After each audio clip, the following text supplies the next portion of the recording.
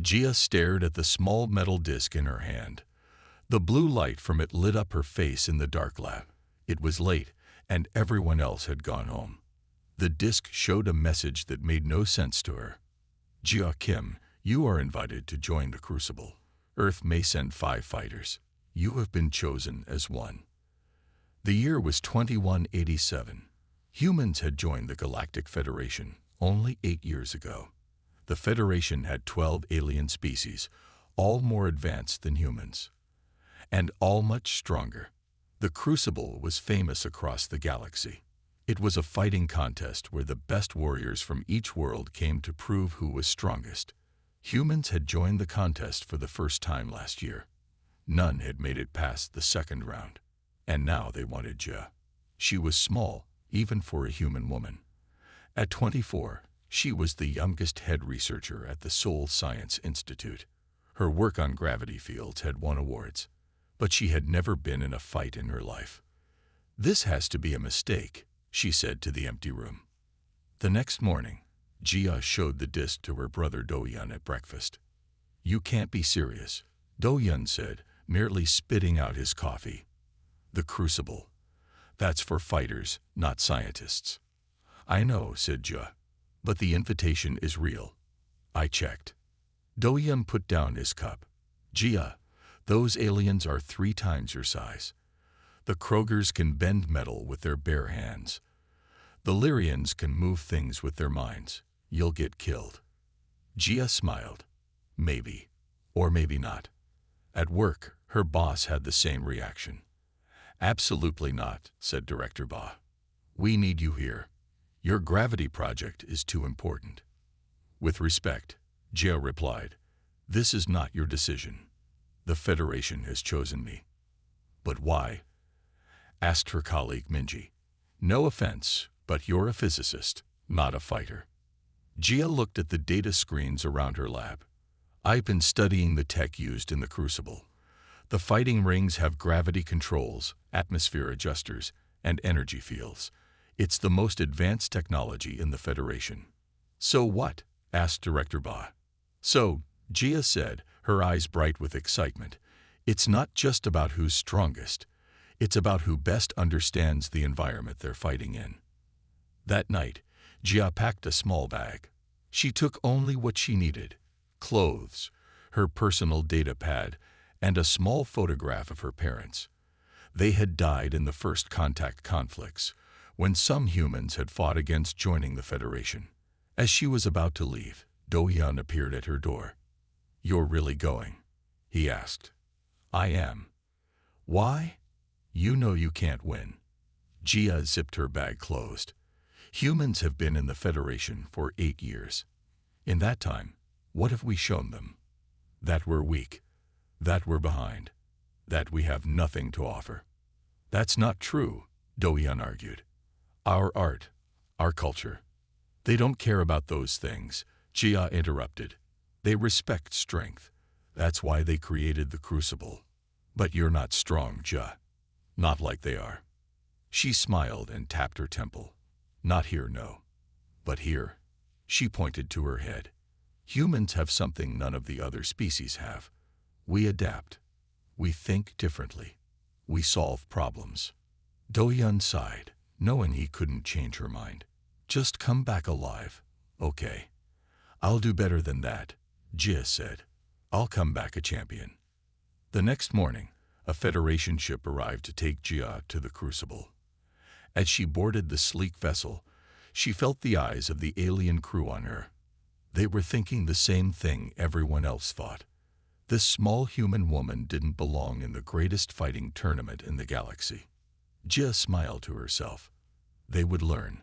Sometimes the smartest fighter never throws a punch. The ship journey took 3 days. Gia spent most of it looking out the window at the stars. Space travel was still new to humans. The other 4 Earth fighters stayed together, talking about fighting moves and past battles. They ignored Gia. On the 3rd day, the ship slowed down. Gia pressed her face to the window and gasped.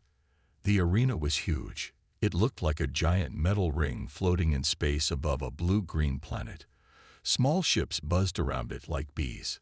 First time seeing the crucible, a voice asked. Jia turned to see one of the Earth fighters. His name tag said, Hojin. Yes, she answered. It's bigger than I thought. Hojin nodded. 10,000 seats for spectators. The entire galaxy watches the crucible. And now they'll watch us. They'll watch you, Jia corrected. I'm just here to learn. Hojin frowned. We all know you shouldn't be here. Just try not to embarrass Earth, okay? The ship docked at the arena station. When the doors opened, Jia felt a blast of strange-smelling air. The gravity was lighter than Earth's. She took a step and almost jumped too high. A tall, blue-skinned alien waited for them.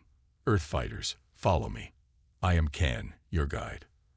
They walked through wide hallways, filled with aliens of all shapes and sizes. Some were tall with 4 arms. Others floated instead of walking.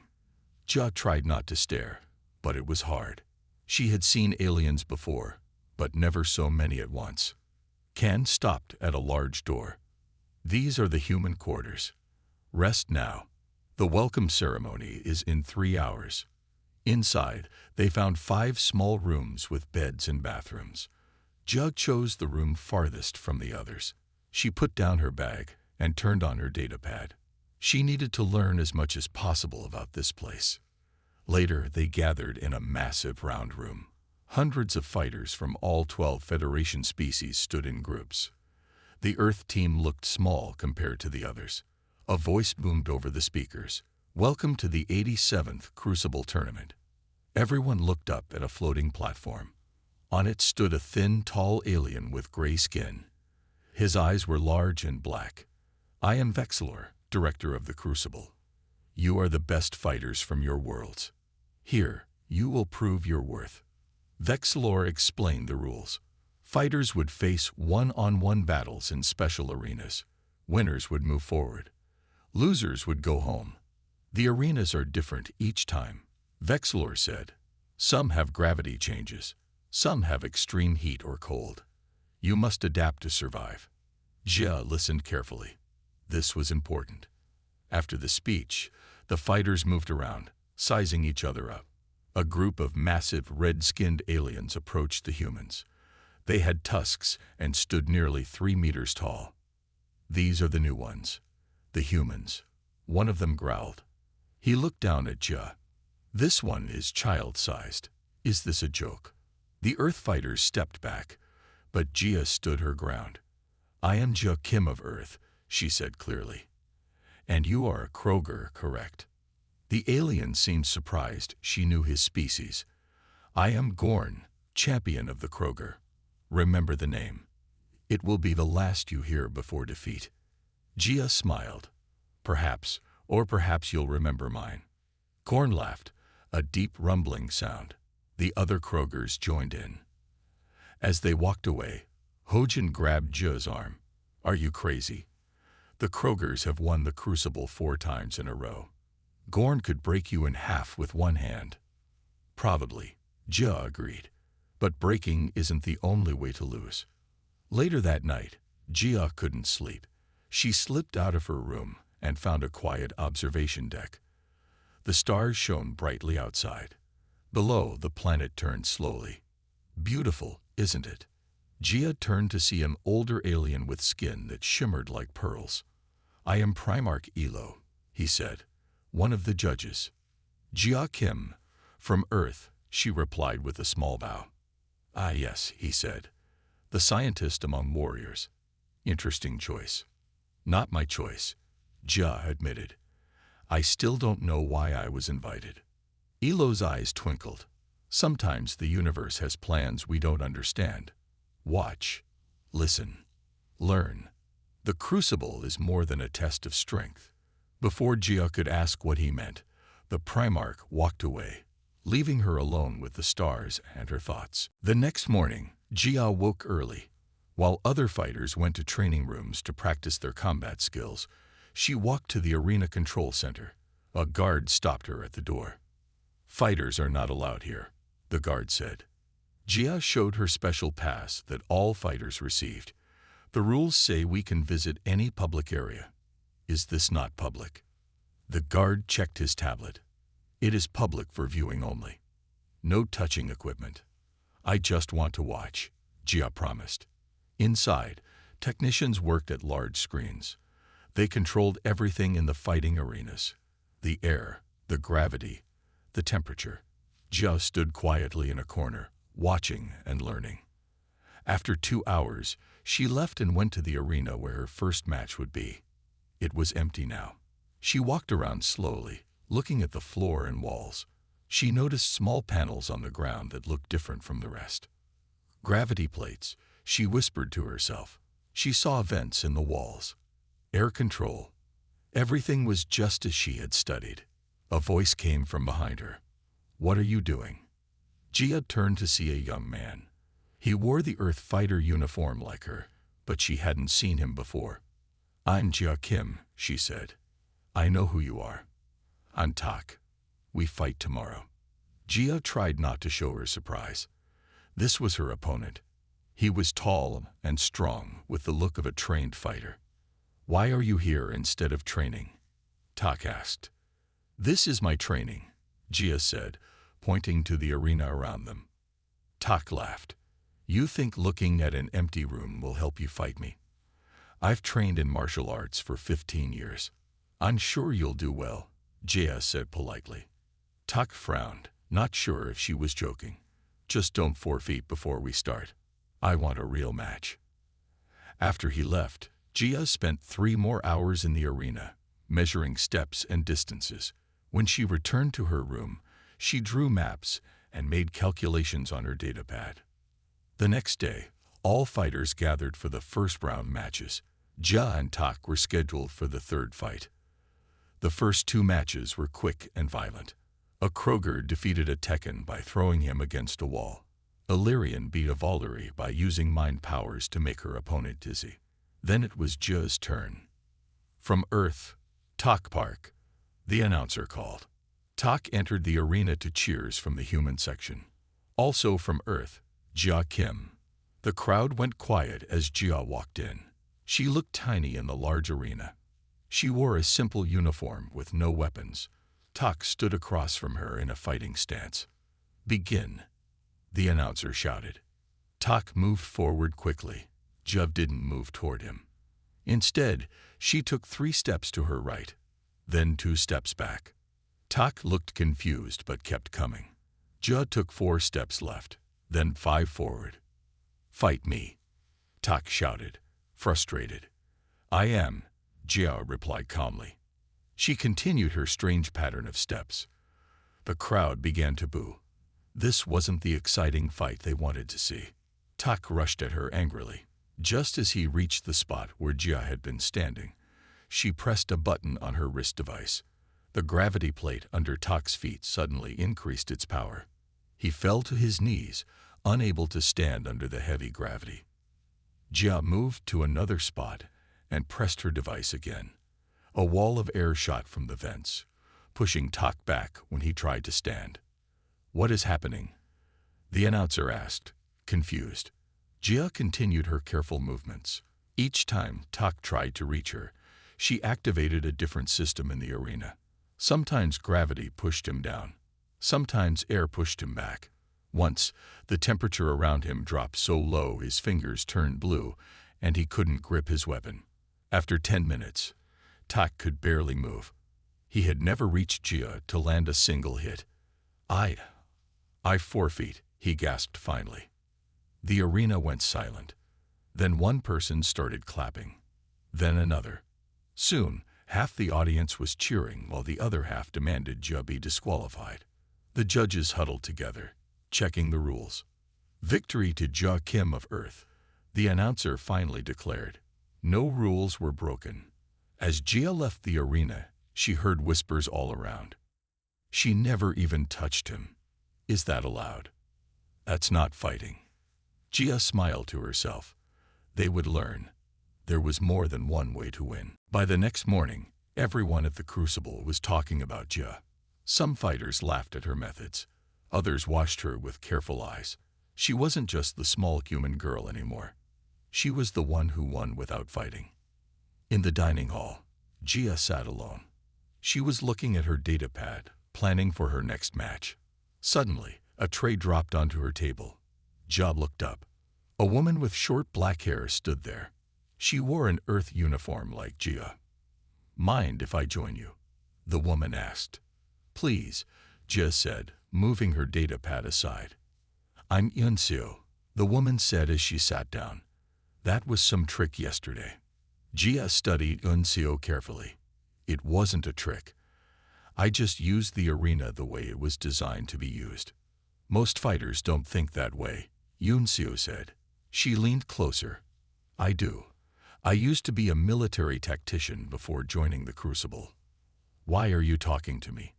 Jia asked directly. "The other Earth fighters avoid me." Yunseo smiled. "Because you're smart, and I think smart people should stick together." She pointed to her own datapad. "I've been studying the matches too. The patterns, the fighters, the politics." "Politics?" Jia asked. "This isn't just a tournament," Yunseo explained. "It's how the Federation decides which species deserve respect. Humans are new. We need to prove ourselves."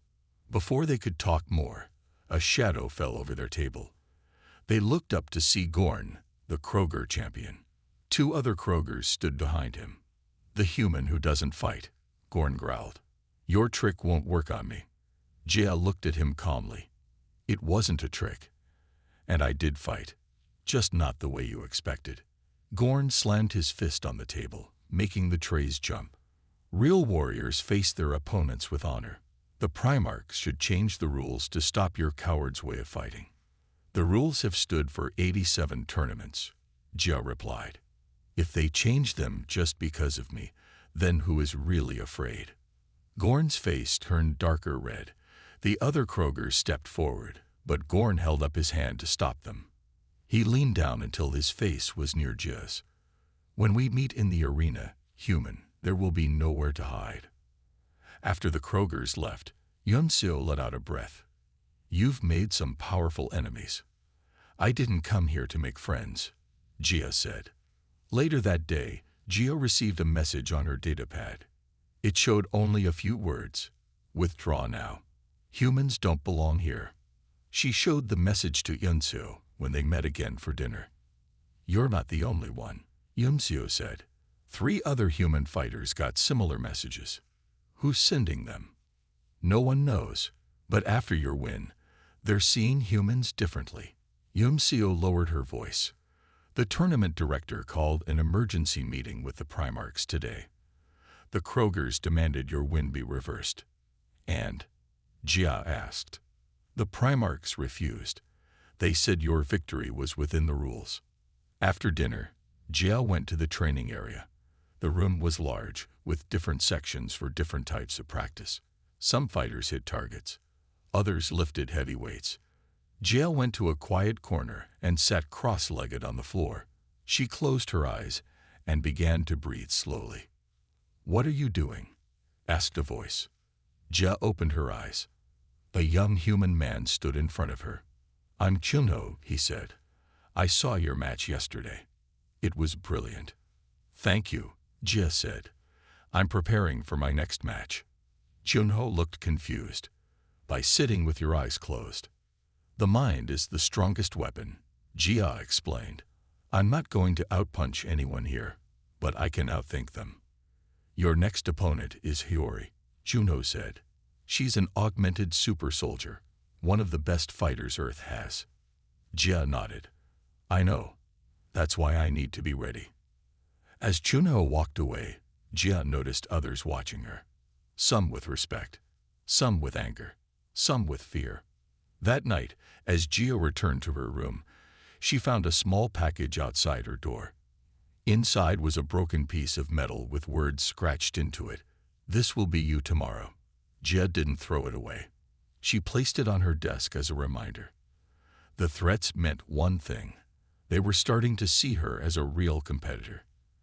And that was exactly what she wanted. The day of Jia's second match arrived. The arena was packed. Everyone wanted to see if the small human woman could win again without throwing a punch. Jia sat in the preparation room, reviewing her notes one last time. The door opened, and a tall woman walked in. She had short hair and muscles that looked too big to be natural. Her eyes had a faint red glow. "So you're the famous Jia," the woman said. "I'm Hiyori." Jia put down her datapad. "My opponent." Hiyori smiled, but it wasn't friendly. "I came to give you a chance to quit. Save yourself the pain." "Thank you for your concern," Jia said politely. "But I'll stay in the match." Hiyori stepped closer.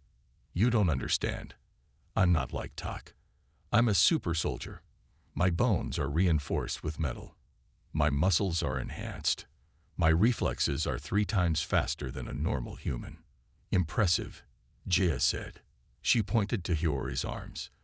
"The M7 program, right? I read about it. Your augmentations use the new cooling system." Hiyori looked surprised. "How do you know that?" "I like to study," Jia said simply. An hour later, they both stood in the arena. Hiyori looked powerful in her battle suit. Jia wore the same simple uniform as before. "Begin," shouted the announcer. Immediately, Hiyori charged at Jia. She moved incredibly fast. Jia barely had time to step aside. The crowd cheered as Hiyori spun around for another attack. This time, Jia didn't try to move away. Instead, she pressed a button on her wrist device. The lights in the arena suddenly flashed in a strange pattern. Hiyori hesitated, her enhanced eyes sensitive to the change. Jia used that moment to run to the other side of the arena. She pressed another button. The temperature in the arena began to rise slowly. Hiyori shook her head and chased after Jia. She was fast, but Jia had memorized the layout of the arena. She moved in a careful pattern, always staying just out of reach. "Stand and fight," Hiyori shouted. "I am fighting," Jia replied calmly. The temperature continued to rise. Sweat appeared on Hiyori's forehead. Her movements became less smooth. The augmentations in her body were working harder, generating more heat. Jia kept moving, leading Hiyori around the arena in circles. The super soldier was getting frustrated. Her attacks became wild and predictable. "What's happening to the augmented fighter?" the announcer asked.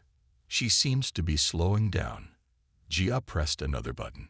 More lights flashed in patterns that confused Hiyori's enhanced vision. The temperature rose even higher. The arena felt like a sauna now.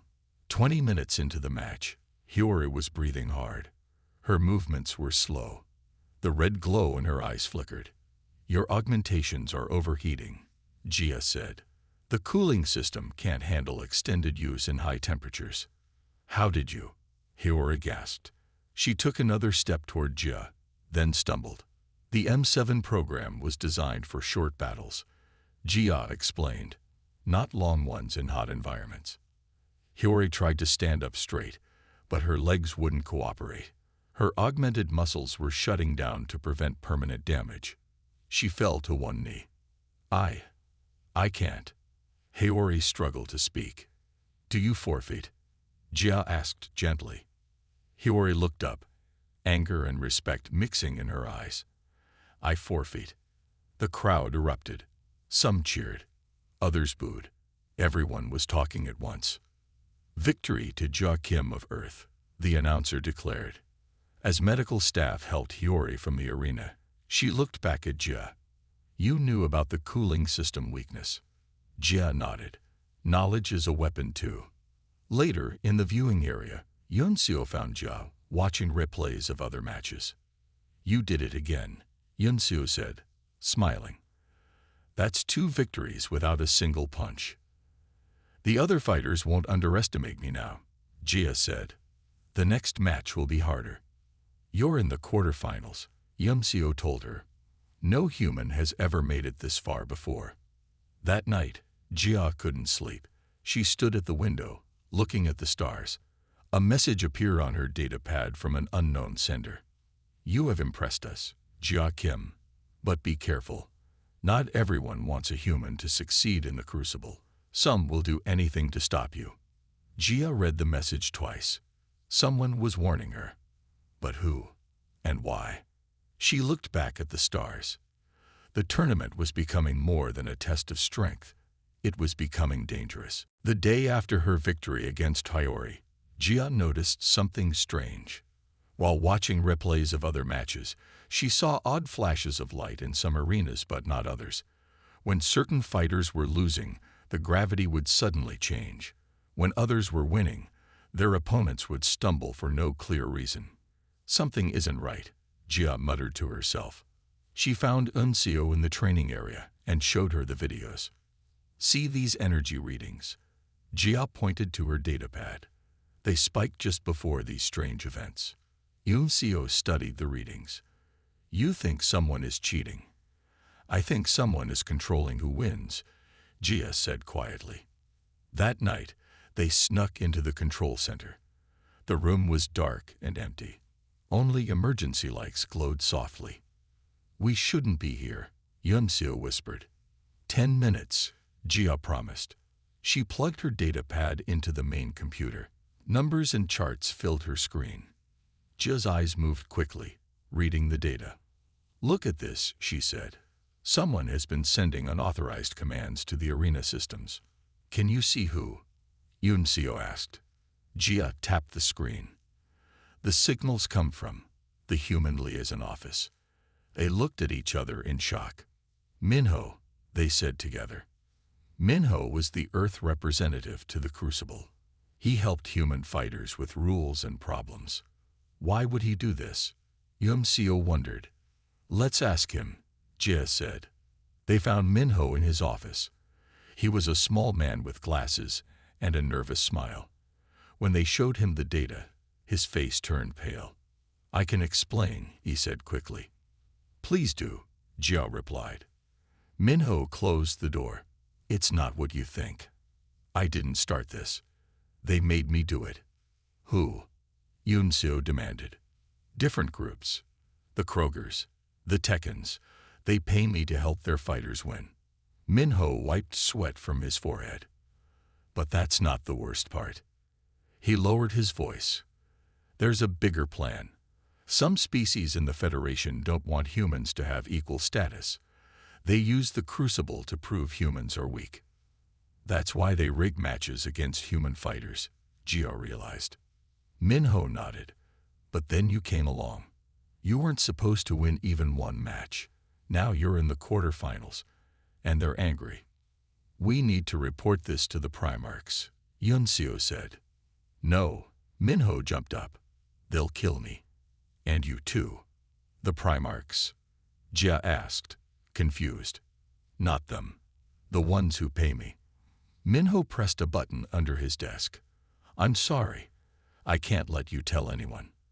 An alarm began to sound. Red lights flashed in the hallway. Security alert in human sector, a voice announced over speakers. What did you do? Unseo grabbed Minho's arm. Saving myself, he replied.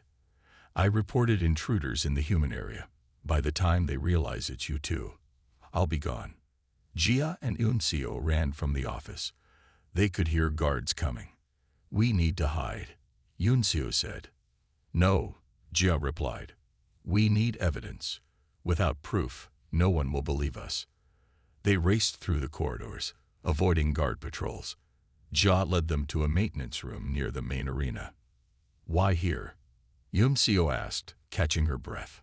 The system backup, Jia explained. She pointed to a small computer in the corner. All arena data is copied here every day.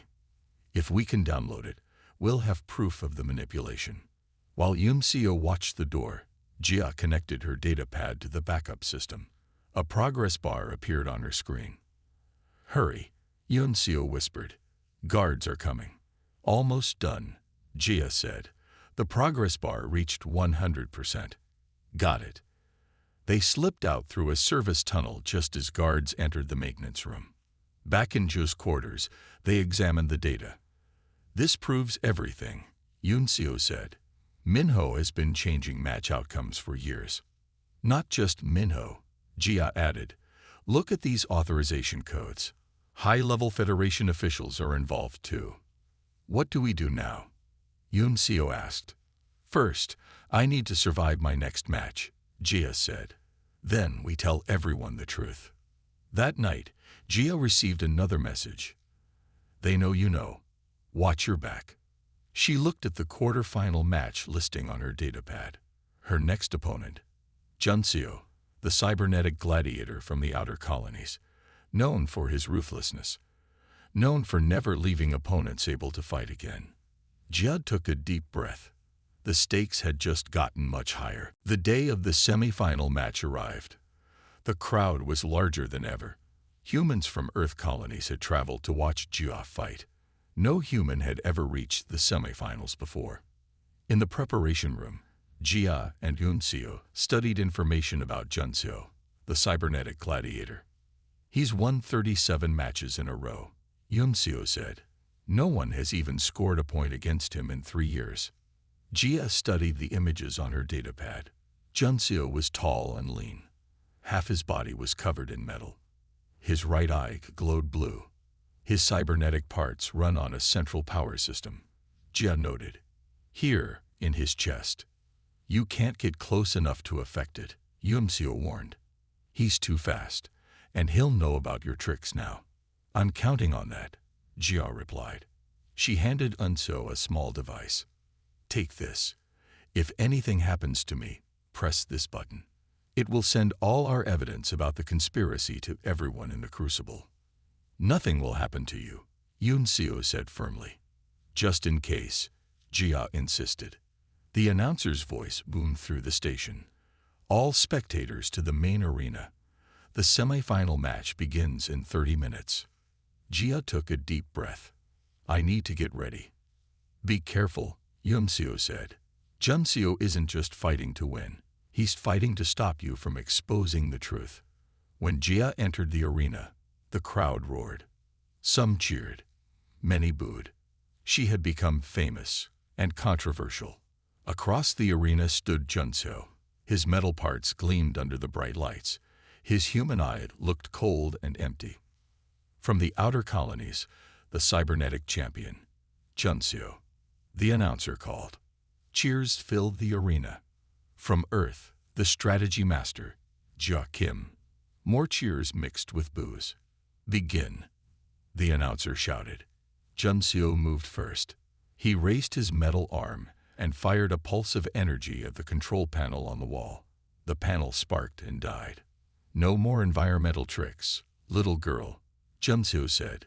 His voice had a metallic sound. "Now it's just you and me." Jia had expected this.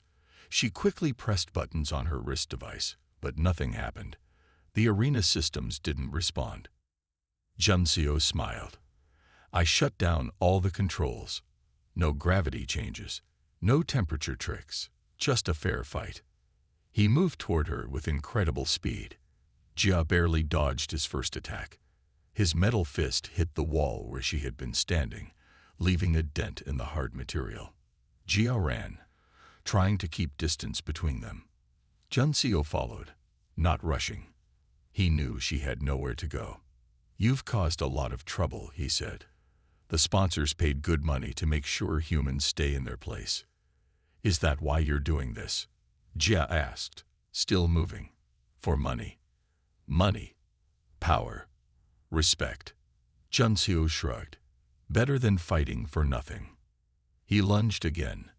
This time his metal hand caught Jia's arm. He squeezed, and Jia winced in pain. "Your little investigation ends here," he whispered so only she could hear. But Jia wasn't beaten yet. She pressed a hidden button on her belt. A high-pitched sound filled the arena. Junseo's cybernetic eye flickered. His metal arm twitched and released her. "What did you do?" he growled.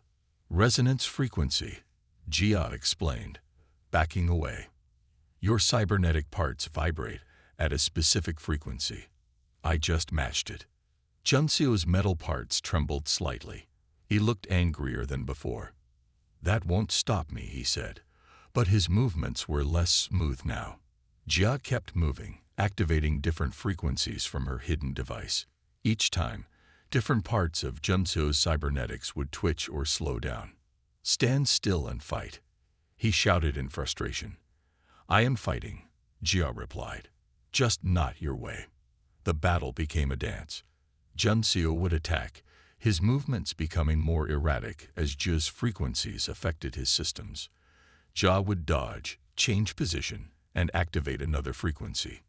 20 minutes passed. Junseo's movements grew slower. His cybernetic eye flickered on and off. Your power cells are draining, Jia noted. The resonance makes them work harder. Junseo knew she was right. His systems were failing. With a roar of anger, he charged at Jia for one final attack. He put all his remaining power into his speed. Jia waited until the last moment, then stepped aside. Junseo's momentum carried him past her. His power cells finally died. He crashed to the ground, his cybernetic parts now useless weight. I cannot continue, he said through gritted teeth. Victory to Jia Kim of Earth, the announcer declared. The crowd exploded with cheers and shouts. Jia had reached the finals. A human, in the finals of the Crucible. It had never happened before. As medical staff helped Junseo from the arena, he whispered to Jia, "They won't let you win the final. They'll do anything to stop you." "Let them try," Jia replied quietly. After her victory against Junseo, Jia didn't return to her quarters. It wasn't safe there. Instead, she met Junseo in a small maintenance room where they wouldn't be found. "You did it," Junseo said, hugging Jia. "You're in the finals." "We don't have time to celebrate," Jia replied. "We need to share what we know before the final match. They might try to stop me from fighting." Junseo nodded. "I prepared the data while you were fighting. We can send it to everyone on the station." "Not just the station," Jia said. "The whole Federation needs to see this." They worked quickly, organizing the evidence they had collected. Jia added a simple message. "The Crucible has been manipulated for years. See the proof for yourselves." "Ready?" Junseo asked, her finger hovering over the send button. Jia took a deep breath. "Do it." Junseo pressed the button.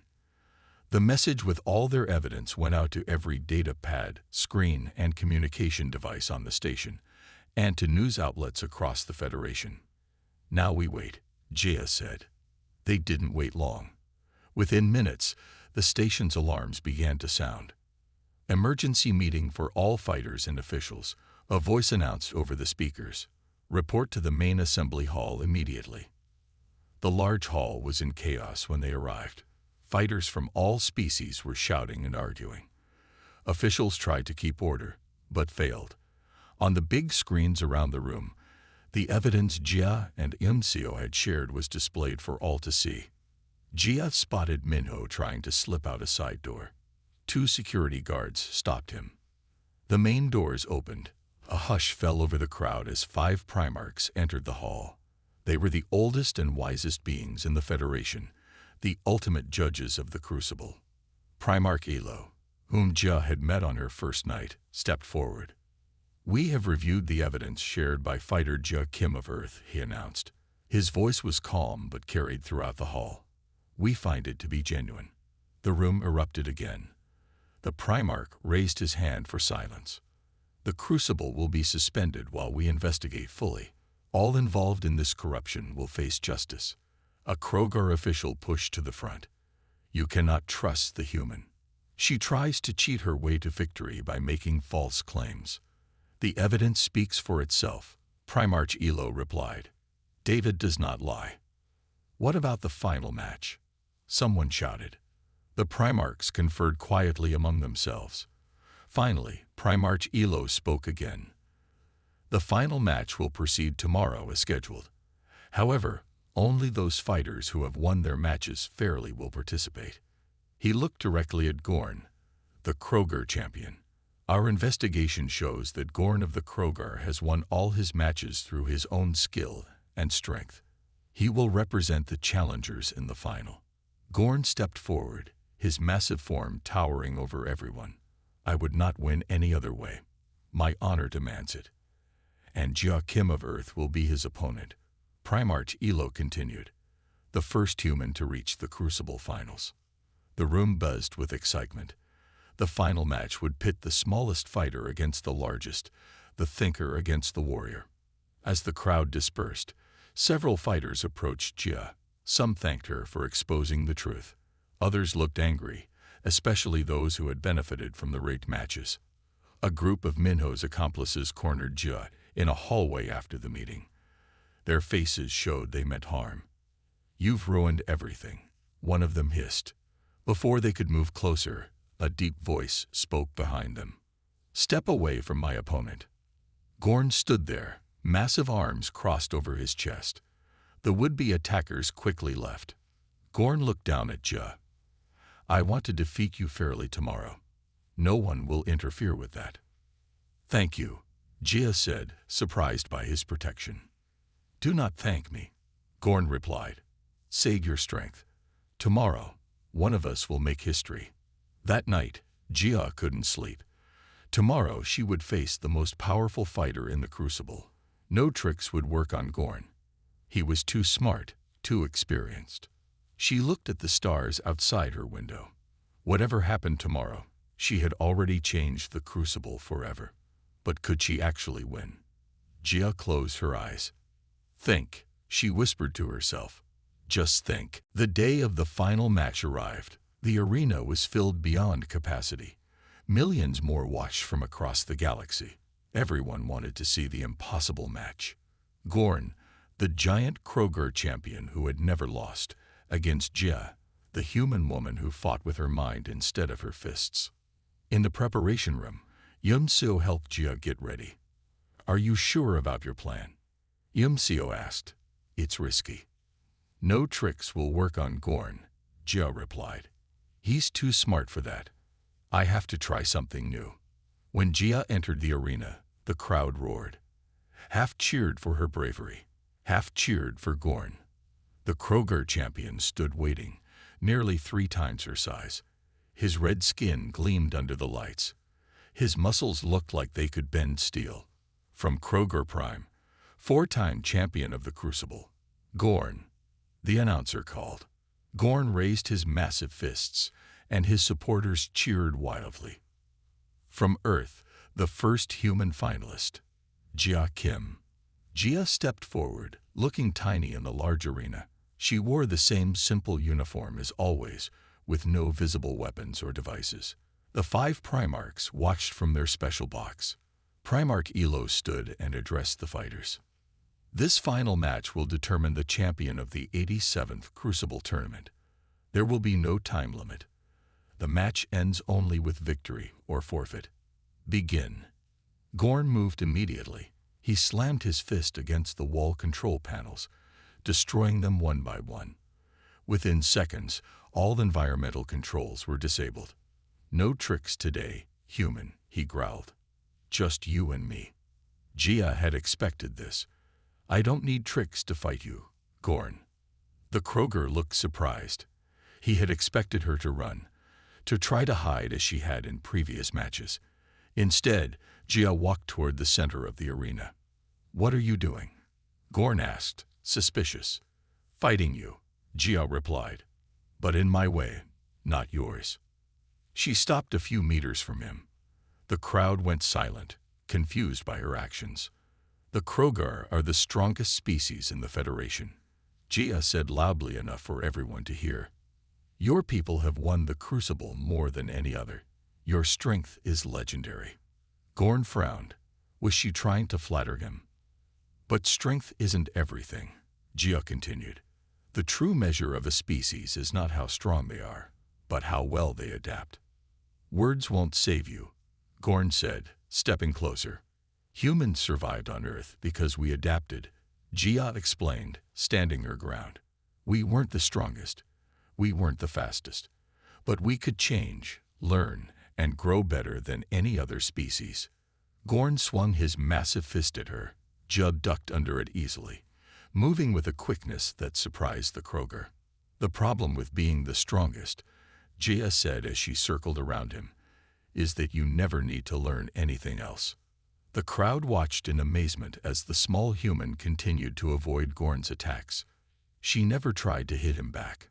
She simply moved, always staying just out of reach, always talking. What is she doing? People in the crowd asked each other. Gorn grew frustrated. His attacks became wilder, less controlled. Sweat poured down his red skin. His breathing grew heavy. "Fight me," he roared. "I am fighting you," Jia replied calmly. "I'm fighting your expectations. I'm fighting your understanding of what a fight should be." 10 minutes passed, then 20, then 40. Gorn's movements slowed. His massive muscles, built for power not endurance, began to tire. Still, Jia moved and talked, never attacking, never stopping. "The Krogar evolved on a high-gravity world," she said. "Your bodies are designed for short bursts of strength, not long exertions. My body is designed for endurance." Gorn realized what she was doing. She was using his own strength against him.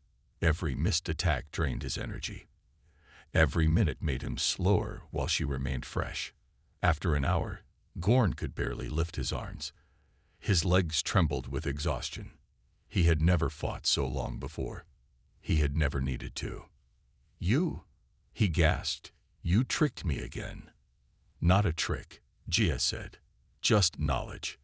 The greatest weapon of all." With a final effort, Gorn lunged at her.